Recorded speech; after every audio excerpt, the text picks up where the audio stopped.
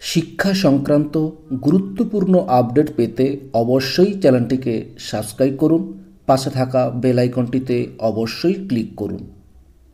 নমস্কার, আমি শুভেন্দু। আমার ছোট্ট চ্যানেলে আপনাকে স্বাগত। অত্যন্ত গুরুত্বপূর্ণ একটি আপডেট।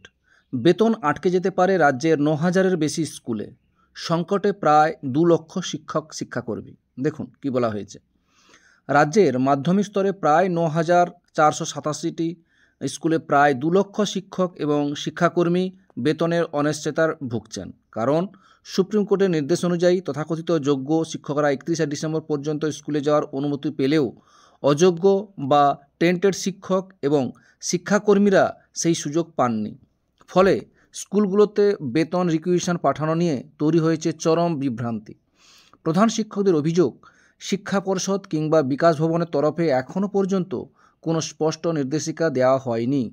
প্রতি মাসে ১০ থেকে ১২ তারিখের মধ্যে স্কুলগুলোকে IOSMS পোর্টালের বেতনের সুপারিশ পাঠাতে হয়, কিন্তু এবার সেই সময়সীমা পেরিয়ে গেলেও নির্দেশ না আসায় রিকুইজিশন পাঠানো যায়নি। প্রধান সমস্যাগুলো কি? ১. যোগ্য ও অযোগ্য শিক্ষকদের তালিকা আলাদা না হওয়ায় রিকুইজিশন আটকে গেছে। ২. আদালতের নির্দেশ অমান্য হওয়ার আশঙ্কায় সকলের নাম পাঠাতে সাহস পাচ্ছেন না স্কুল কর্তৃপক্ষ। ৩. টেন্টেড শিক্ষক বা কর্মীরা নাম থাকলে পুরো রিকুইজিশন বাতিল হয়ে যাওয়ার আশঙ্কা। ৪.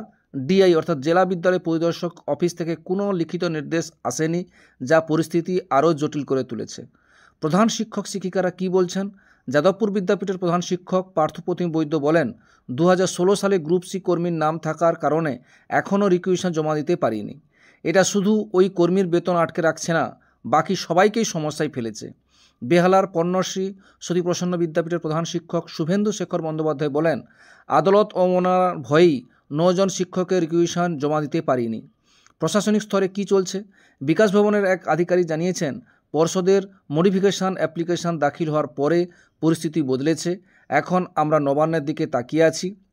সোমবার অফিস খুললে সম্ভবত নতুন নির্দেশিকা আসবে। কী প্রভাব পড়বে? না, ২ লক্ষের কাছাকাছি শিক্ষক বা শিক্ষাকর্মীর বেতন আটকে যেতে পারে। EMI, ঋণ, চিকিৎসা খরচ সব কিছু প্রভাব পড়বে। যারা আগে থেকে নিয়োগ পেয়েছেন তাদের বেতনও আটকে যাওয়ার সম্ভাবনা। বেতন শুধুমাত্র আর্থিক বিষয় নয়, এটি শিক্ষকদের আত্মসম্মান এবং জীবনের অবিচ্ছেদ্য অংশ। দ্রুত স্পষ্ট নির্দেশিকা না এলে এই সমস্যার আরও বহর বাড়বে। শিক্ষকদের মতে স্কুল শিক্ষা দপ্তর এবং নবান্নের উচিত অবিলম্বে এই বিষয়ে হস্তক্ষেপ করা, যাতে রাজ্যের শিক্ষা ব্যবস্থার স্থিতিশীলতা ফিরে আসে। এই ছিল একটা আপডেট আমাদের সঙ্গে শেয়ার করলাম। ভিডিওটি দেখার জন্য অসংখ্য ধন্যবাদ।